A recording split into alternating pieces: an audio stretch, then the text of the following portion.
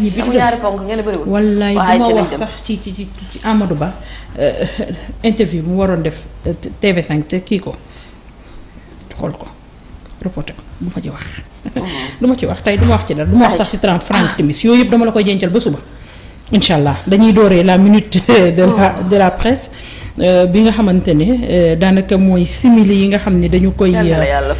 jagleel ajaratu mami waa baax na léegi nag kay.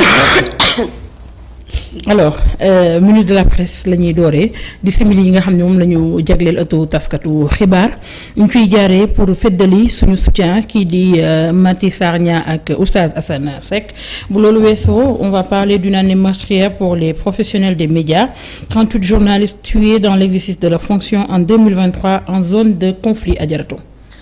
Voilà, donc déjà ñu naxarlu tous ces confrères qui ont perdu la vie dans l'exercice de leur fonction. xam nga dafa bëri ci ay taskatu xibaar yoo xamante ne ni. maanaam ci seenub liggéey dañoo def formation yu leer ci li nga xamante ne moom mooy parce que xam nga. chaque pays avec sa réalité. et chaque réalité avec li nga xamante ne moom mooy traitement d'information bi muy àndal. da ngay seetlu en général bu ñuy nekkee par exemple benn dëkk boo xam ne dafa nekk en situation de conflit avant journalistes yi di dem ou la plupart du temps dañuy choisir ay journalistes yi nga xamante ne non seulement ils sont volontaires mais de deux ce sont des personnes yoo xamante ne qui sont habilitées à traiter l'information en situation de conflit. C'est comme également bu ñu nekkee ci dëkk boo xamante ne oustaz dañuy waajal par exemple ay élections wala mu nekk ci dëkk boo xamante ne dafay dund ay remous en général on demande aux journalistes expérimentés de s'engager par rapport ak li nga xamante ne moom mooy traitement information boobu parce que le traitement d'information dans un pays en situation de conflit diffère du traitement d'information boo xamante ne dans un pays qui est plus ou moins stable. Donc loolu formation la da nga koy jàng am na ñoo xamante ne dañuy profiter ci ay formations accélérées d'autres qui profitent de d'autres séries de séminaires pour pouvoir vraiment confier aux journalistes tout ce qu'il y a en termes de responsabilité et d'engagement par rapport ak liggéey bi. Donc comme je dis la plupart du temps c'est des volontaires qui s'engagent à aller dans des pays de guerre ou le pays en conflit et malheureusement dans l'exercice de leur fonction étant exposés au danger tout le temps parce que ñu ci bëri dañuy bëgg gëstu ci ñaari camps yi te en général zone yi ñuy nekk foofu mooy zone yi gën a tàng ku ne xam ne nag ne nit moom boo demee ci dëkk boo xamante ne dafa am guerre wala nekkuñu ci jàmm nga fay def sa liggéey bu la yàlla muccalee rek yàlla la muccal waaye am nga 90% de chance lii ñeneen ñi di dund ci askan wi ñi ciy ñàkk seenu bakken yow mën nga caa bokk donc ñi nga xamante ne dëgg-dëgg ils se sont sacrifiés pour l'information ils se sont sacrifiés pour pouvoir dem defi ji ay gëstu yu xóot mën koo jox ñi nga xamante ne ñoom la intéressé ci wàllub xibaar ñu ngi leen di jàll vraiment ñi nga xamante ne ñàkk nañ ci seen bakkan yëpp mais ça ce n'est pas une raison par contre pour que le journaliste soit aussi exposé que sa vie soit en danger même bu fekkente ne da nga nekk ci dëkk boo xam ne dafa nekk en situation de conflit la casquette de journaliste bi ñu la war a jox mooy ne da nga war a bénéficier quand même d'une certaine protection. Absolument. De telle sorte que mën na réduire ce chiffre-là parce que ce chiffre est quand même énorme pour cette année 2023 pour tous ces acteurs de la presse yi nga xamante ne ñàkk nañ ci seen bakkan yépp et on espère que ce sont des choses qui ne vont pas se reproduire que les journalistes fépp fu ñu mënti nekk ils auront la possibilité de bénéficier de ce statut parce que c'est un métier tellement noble que ki koy liggéey rek moo mën a xam noblesse bi nga xamante ne moom moo nekk ci li mu tàmmoo def en toute responsabilité et également ñu mu mën a am les mesures d'accompagnement yi nga xamante ne moom la soxla pour mën a def liggéeyam ni mu waree Oustaz Assane nag ak Maty Sarr Niang moom xanaa waxati rek la li ñu ci waxoon ba noppi ndax mënuñu cee wax leneen lu bees voilà chaque jour que jëfee ñu ngi wax ci seen cas te comme je dis il faut mu nekk nii li ci des rek mooy ay ñaan oustaz yàlla génnee leen ci fa ñu nekk delloo leen ci seen i njaboot on peut pas dire plus grand chose que ça et je pense que aujourd'hui xam nga li nga wax nii ci wàllu taskatu xibaar yi nga xam ne ci yenn zone de conflit dem nañ fa di liggéey ba ñàkk fa seenu bakken yàlla def na ni fii Sénégal wax dëgg yàlla ñu ngi ci jàmm waaye liggéey taskatu xibaar it li ñu nekk ci jàmm am na ci ñu bëri ñoo xamante ne dugg nañu kaso ba génn voilà te loolu xëy na amaana kon ñaanul ñu sax yàlla mu am ndax jàpp nañu ne ëpp na voilà que mu nekk taskatu xibaar wala acteur de média comme Oustaz Assane Seck leen ci topp donc chaque pays a sa propre réalité par rapport ak situation yi nga xamante ne moom la ñuy dund toujours est-il que lu ñuy wéy di naqaru la saa su nekk mais war na servir aussi ñeneen ñi ci des à titre d'exemple ñu xam ne aussi nekk journaliste d'un certain côté dafa laaj nga am courage quand même le courage de ses idées, le courage de dire la vérité, le courage d'avoir une certaine position quand il s'agit de défendre le peuple ou d'aller à la requête de l'information. Mbir la moo xamante ne nii paresseux du ko def. wala koo xamante ne amul souci vraiment rétablir yenn dëgg yi en termes de vérité, en termes d'investigation pour mën a leeral askan wi ak leneen lu ci topp. Je pense que c'est des gens qui sont conscients que lu ne mën na leen ci fekk. Toujours est-il que vraiment quand on est journaliste on doit pouvoir bénéficier d'une certaine protection. Et on espère que chez nous dinañu gën a évoluer ci wàllu woowu ba nga xam ne ci at yi ñu jëm li ñu dund ci at mii ren te mu metti lool ci ñun yàlla bu nu ko dundaat mukk muy ay journalistes yu ñu jàpp ak ñu tëj ak ay acteurs de médias ak ñoo xamante ne dëgg-dëgg ci joxe seen gis-gis mu ngi leen fekk ci kaso bi. lu ñuy wéy di naqarlu la le cas d'Oustaz Assane Seck et de Maty Sarr Niang donc yàlla na yàlla gaaw leen génne fi ñu ne. D'accord jërëjëf Adjaratou alors yaa Seydi UNESCO ci wàññi bi nga xamante ne def na ko nee na ci wàllum acteur média wàllum journalisme am na 38 yoo xamante ne faatu nañ ci loo xamante ne ci seen liggéey la ñu nekkoon ci dëkk yoo xam ne daanaka conflit dafa am waaye bu amee ñu faatu ñun fi Sénégal ñeneen ñi ñu ngi ci kasaw rawatina kii di Maty Sarr Niang Oustaz Assane Seck ak ñi nga xam ne dugg nañ kaso ba génn ban jàngat nga ci am. waaw xam nga communication bi ma ne ko surtout journalisme boo demee ci réew arabe yi dañ koy yéex a sax commencé li utiliser mais boo gisee France États-Unis Occident yi gën a fonk journalisme parce que nit ki bu bëggee li nga yor muy looy jaay mu jar foog ñu communiquer ko moo tax booy ba journaliste yi dafa am loo xam ne dafa am lu ko couvrir lu yaatu ba am président Wade ak lu fu mu masaan dem dana ana presse ba pare presse bi moo tax mooy jébaane lépp léegi nag naari dem ñu nga xam ne nekk communication boo gisee tubaab yi gën ci man parce que dañuy jàll seen wax américains yi seen force yëpp nag communication mu ci ëpp doole bi maanaam communication si ko def journalisme mooy benn na nga jàng da nga am culture am pédagogie mais day lire boobu dafa am important ba tax journaliste yow fi nga toog di wax dama mas a dem Ziguinchor Casamance boobu formation moo ne ko agriculture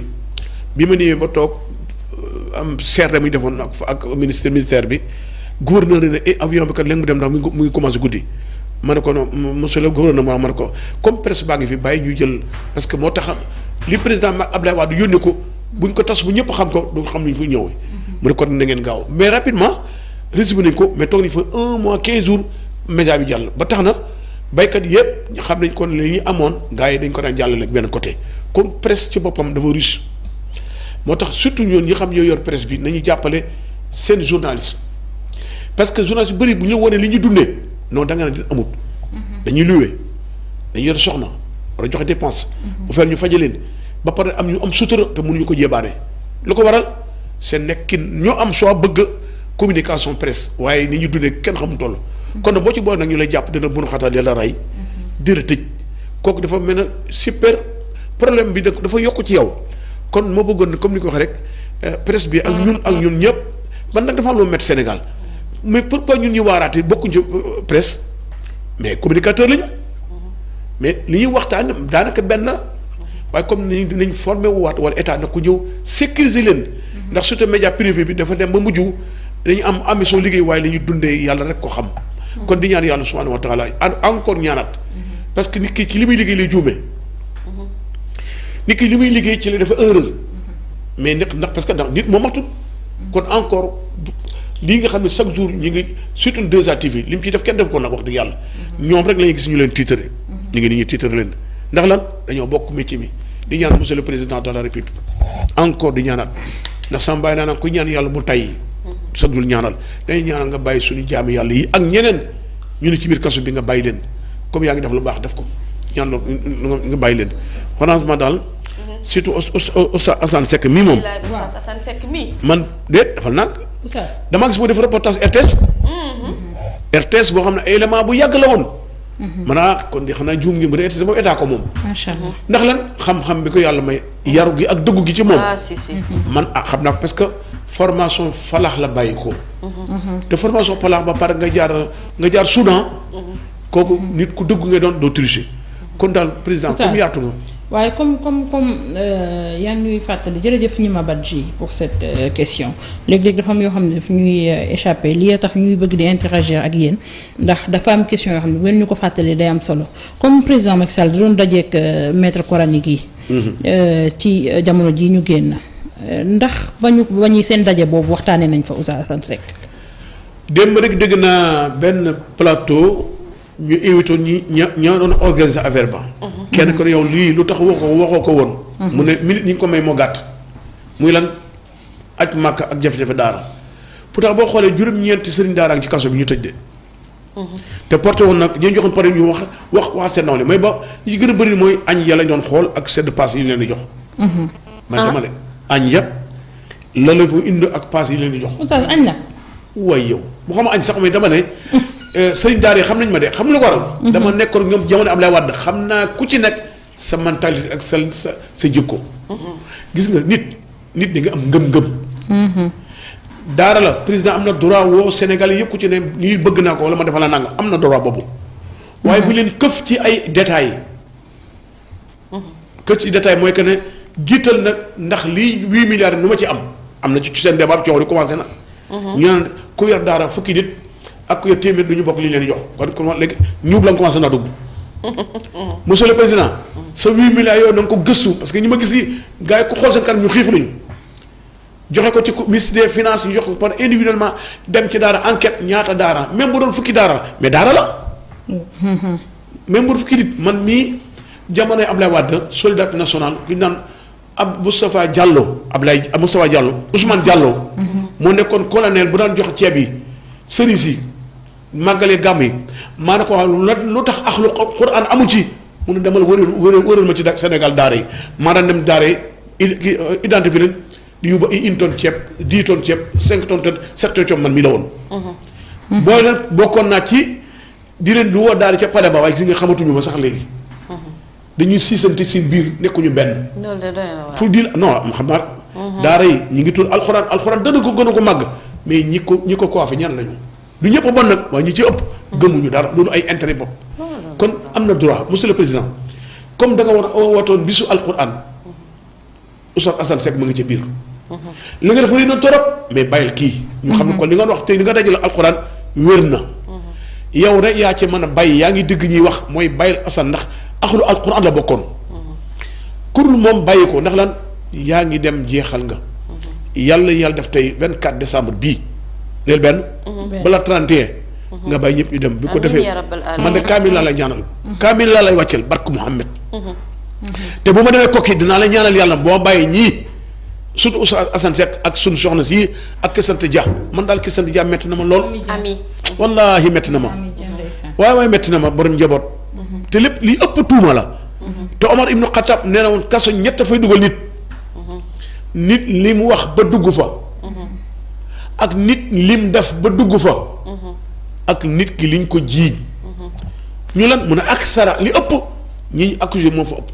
njiñtaan rek njortu ñaaw. te ittaqu zanna fa inni zanna ismun njortu baaxul. yow président doo ko ndaw. wallaay yàlla teral na la.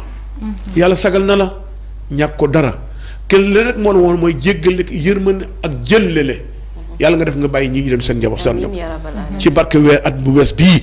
ndax yaa ngi def lu baax nag waaye àggale ko. la koy complété mooy journaliste yi. jox leen seen sécurisation fu ñu dem ñu aar leen. ndax la léegi sa liggéey li tax mu tas mi yëpp na am na ñoo xam ne Macky Sall defu dara xam lu ko waral mais communication nga bàyyi mu jàll. mais malheureux.